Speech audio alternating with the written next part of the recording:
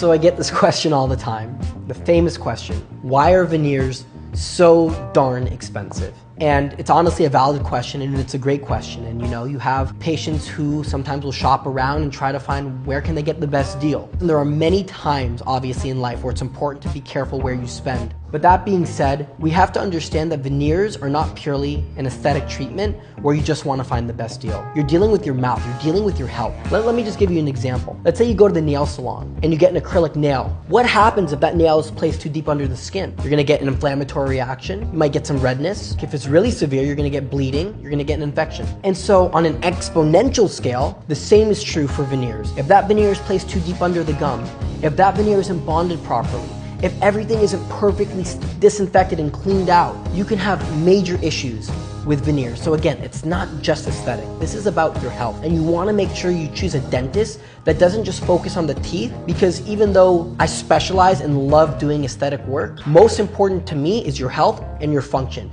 Once you have that solid foundation, then that's when we really can focus on the exact minutia of all the different texture, length, color, shape details to really fulfill your aesthetic needs and wants.